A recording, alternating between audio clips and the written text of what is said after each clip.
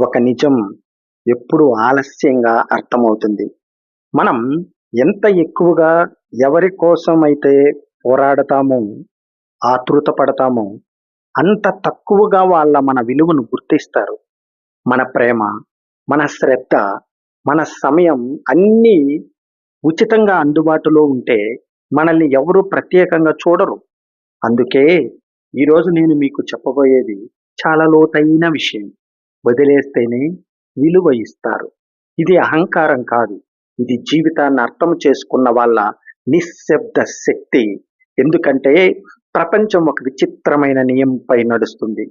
ఎప్పుడు వెంటపడే వారిని పట్టించుకోదు. కానీ నిశ్శబ్దంగా దూరమయ్యే వారిని మాత్రం వెతుకుతుంది. ఒక్కసారి ఆలోచించండి. మీరు ఎవరినైనా చాలా ఎక్కువగా ప్రేమించినప్పుడు వాళ్ళ కోసం మీ నిద్ర, మీ శాంతి, మీ ఆనందం అన్నీ త్యాగం చేసినప్పుడు చివరికి మీకేం దక్కింది? నువ్వు ఎప్పుడు ఉంటావు అనే నిర్లక్ష్యం. ఎందుకంటే మనిషి మనస్సు అలాంటిది. ఎప్పుడు దగ్గరలో ఉన్నదాన్ని సాధారణంగా చూస్తుంది. కానీ దూరమయ్యే సమయంలోనే దాని విలువ తెలుస్తుంది. నీరు ఉన్నప్పుడు దాని విలువ తెలియదు. దాహం వేసినప్పుడు మాత్రమే తెలుస్తుంది. అలాగే మనిషి ఉన్నప్పుడు అతని విలువ గుర్తించరు. అతను దూరమైన తర్వాత మాత్రమే గుర్తొస్తాడు. చాణక్యుడు ఒక మాట చెప్పారు. అతి అందుబాటులో ఉండే వ్యక్తిని ప్రపంచం తక్కువగా చూస్తుంది అని. ఇది ఎంత కఠినమైన నిజమో తెలుసా? మీరు ఎప్పుడు అందరికీ అందుబాటులో ఉంటే మీ సమయానికి విలువ ఉండదు. మీ మాటలకు బలం ఉండదు. మీ లేని లోటు ఎవరికీ అనిపించదు.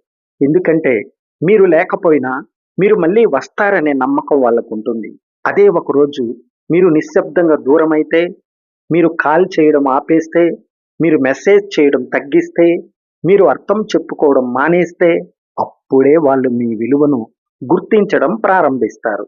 ఎందుకంటే మనిషి కోల్పోతాననే భయం వచ్చినప్పుడు మాత్రమే ప్రేమను అర్థం చేసుకుంటారు. జీవితంలో ప్రతి సంబంధానికి ఒక హద్దు ఉండాలి. అది ప్రేమైనా, స్నేహమైన, కుటుంబమైన.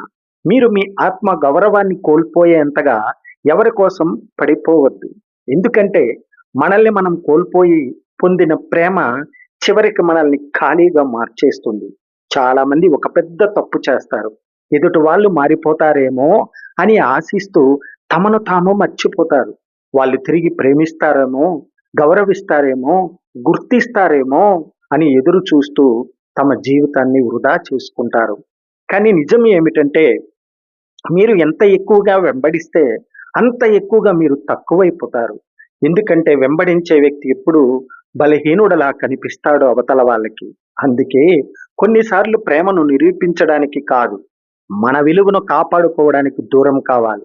నిశ్శబ్దం చాలా శక్తివంతమైన సమాధానం. ఎప్పుడూ ఎక్స్‌ప్లెయిన్ చేయాల్సిన అవసరం లేదు. ఎప్పుడూ ఫైట్ చేయాల్సిన అవసరమూ లేదు. ఎప్పుడూ కన్విన్స్ చేయాల్సిన అవసరమూ లేదు. కొన్నిసార్లు వదిలేయడం గొప్ప గెలుపే. మీరు దూరమయ్యాక ఎవరికైనా మీ లోటు అనిపిస్తే అది నిజమైన సంబంధమే. మీరు దూరమైనా వాళ్ళకి ఏమీ అనిపించకపోతే అక్కడ మీరు ప్రేమించబడలేదు. కేవలం ఉపయోగించబడ్డారు. ఈ నిజం చాలా మందికి బాధిస్తుంది. కానీ ఇదే నిజం మనల్ని బలంగా మారుస్తుంది. ఒక సింహం ఎప్పుడు ఎవరి గుర్తింపు కోసం పరిగెత్తదు. అది తన విలువ తెలుసుకొని నిశ్శబ్దంగా నడుస్తుంది. మనము అలాగే ఉండాలి. ఎవరైనా మనల్ని అర్థం చేసుకోకపోతే, మన విలువను గుర్తించకపోతే, మళ్ళీ మళ్ళీ మనస్సు నొప్పిస్తే అక్కడే ఆగిపోవాలి. ఎందుకంటే మనం ఎంత మంచి వాళ్ళమైనా తప్పు మనుషుల దగ్గర మన విలువ సున్నా అవుతుంది. ఒక పువ్వు అడవిలో పడిపోతే ఎవరూ చూడకపోవచ్చు.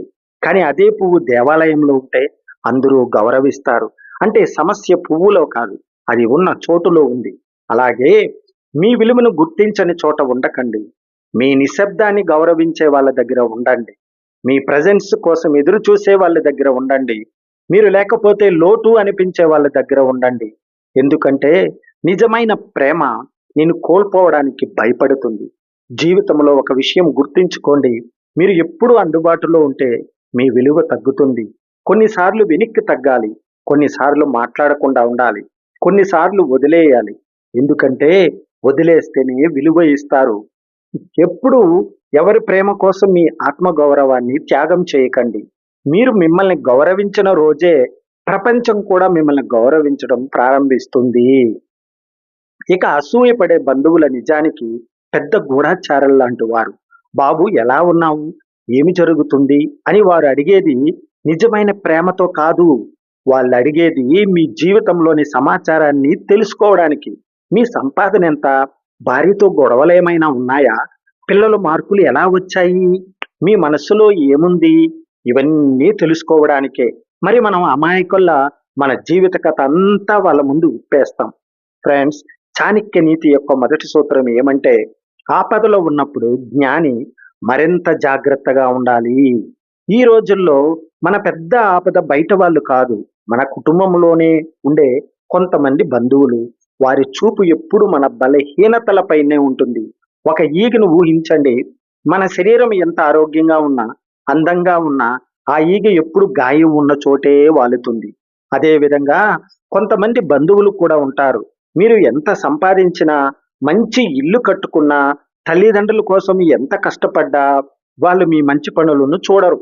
మీ ఒక్క బలహీనతను మాత్రమే చూసి అదే దాని మీద దెబ్బ కొడతారు. ఈరోజు చాణక్యుని కొన్ని అద్భుతమైన సూత్రాలను తెలుసుకున్నాం. వాటి వల్ల అసూయపడే బంధువుల ప్రభావం మీ జీవితంపై ఇక పని చెయ్యదు. మొదటిది, అసూయ అంటే ఏమిటి? అది ఎందుకు వస్తుంది? చాణక్యుడు చెబుతున్నాడు, నీ ఎదుగుదలను చూడలేనివాడు ఎప్పటికీ నీ వాడు కాదు. మనోవిజ్ఞానం ప్రకారం అసూయ ఒక సాధారణ భావన కాదు. అది మనిషిని లోపల నుంచి తినేసే మానసిక వ్యాధి. మీరు మీ బంధువుల కంటే ముందుకు వెళితే, ఎక్కువ సంపాదించేస్తే, వాళ్ళ పిల్లల కంటే మంచి మార్కులు మీ పిల్లలు తెస్తే, వాళ్ళలో ఉన్న అసూయ మేలుకుంటుంది. వాళ్ళకు సమస్య మీ ఎదుగుదల కాదు. సమస్య ఏమిటంటే వాళ్ళు ఇంకా అక్కడికే పరిమితమై ఉండటం. చాణక్యుడు స్పష్టంగా చెబుతున్నాడు, శత్రువు యొక్క ప్రధాన లక్షణం మీ ప్రతి విజయానికి లోపం వెతకడం. అందుకే మొదటి విషయం, వాళ్ళు అసూయని తప్పు కాదు, అది వాళ్ళ బలహీనత. మొదట చాణక్య ఆయుధం స్పందించకపోవడం. చాణక్యుడు చెబుతాడు, కోపాన్ని పూర్తిగా జయించిన వాడే నిజమైన వీరుడు. ఒక్కసారి ఊహించుకోండి, కుటుంబం అంతా కలిసి ఉంది. అప్పుడు ఎవరైనా బంధువు ఇలా అంటాడు, ఉద్యోగం పోయిందట కదా, ఇంకా పెళ్లి కాలేదా, ఏదైనా సమస్య ఉందా? ఆ సమయంలో మనసులో కోపం ఉప్పొంగుతుంది. స్పష్టీకరణ ఇవ్వాలని అనిపిస్తుంది. కానీ చాణక్య చెబుతాడు, అక్కడే నువ్వు ఓడిపోతున్నావు. ఎందుకంటే అసూయపడే వారికి నిజం అవసరం లేదు, నీ బాధ చూడాలనుకుంటారు. అందుకే చాణక్యుని మొదటి ఆయుధం పూర్తి నిశ్శబ్దం. వాళ్ళు ఏదైనా తిట్టని, వారి కళ్ళల్లోకి ప్రశాంతంగా చూడండి, చిన్న నవ్వు నవ్వండి, ఆ తర్వాత అక్కడ నుంచి వెళ్ళిపోండి. ఆ నిశ్శబ్దం వాళ్ళను రాత్రంతా ఆలోచింపజేస్తుంది. ఇక రెండో చాణక్య ఆయుధం ఏమంటే, పొగ మంచులా మారిపోవు. చాణక్యుడు చంద్రగుప్తుడికి చెప్పిన సూత్రం, నీ మనస్సులో ఏముంది, నీ దగ్గర ఏముంది, శత్రువుకు ఎప్పుడు తెలియనివ్వకు. అసూయపడే బంధువులు మీ జీవితం గురించి తెలుసుకోవడానికి ప్రశ్నలు అడతారు. ఏం బాబు, ఎంత సంపాదిస్తున్నావు? ముందు ప్లాన్ ఏమిటి? అప్పుడు వివరంగా చెప్పకండి.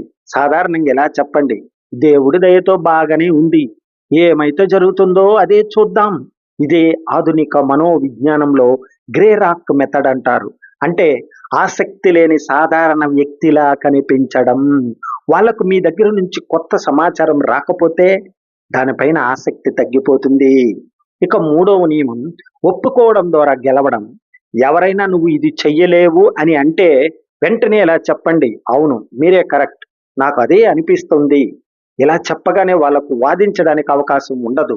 చాణక్యుడు చెబుతాడు, అవసరం లేని వాదనలు జ్ఞాని శక్తిని వృధా చెయ్యడు.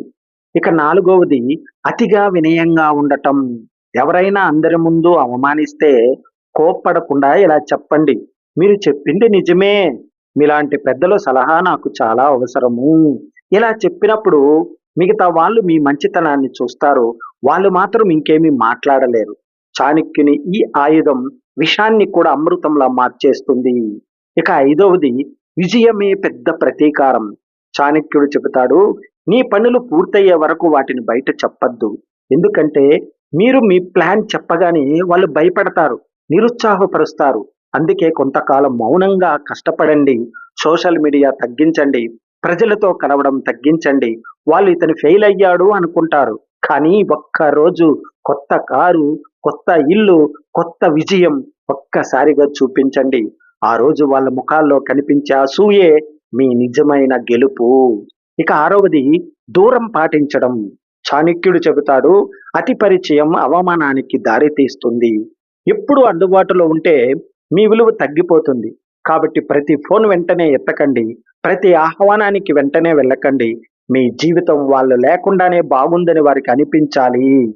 ఇక ఏడవది అద్దం చూపించడం. కొంతమంది ఎంత మంచిగా ప్రవర్తించినా మారరు. అప్పుడు చాణక్యుడు చెబుతాడు, దుష్టుడితో దుష్టతగానే ప్రవర్తించాలి అని. వాళ్ళు మీపై వ్యాఖ్య చేస్తే అదే విధంగా ప్రశాంతంగా వాళ్ళ మాటలను వాళ్ళకే తిరిగి చూపించండి. వాళ్ళు నీ జీతం తక్కువ అంటే మీరు అవును, కానీ మీ కొడుకు ఎక్కువ సంపాదిస్తున్నాడు కదా, ఆరోగ్యం మాత్రం పోయింది అని చెప్పండి. ఇది దురుసు కాదు. ఇది వాళ్ళకు అద్దం చూపించడం మాత్రమే. ఒక్కసారి వాళ్ళు తమ ప్రవర్తన నువ్వు అద్దంలో చూసుకుంటే మళ్ళీ మీపై వ్యాఖ్య చేయడానికి భయపడతారు. చాణక్యుడు చెబుతాడు, కుక్క మొరిగితే దానితో పోరాడవద్దు. కానీ చేతిలో కర్ర ఉందని మాత్రం దానికి చూపించాలి. Thank you very much. జై హింద్. వందే మాతరం.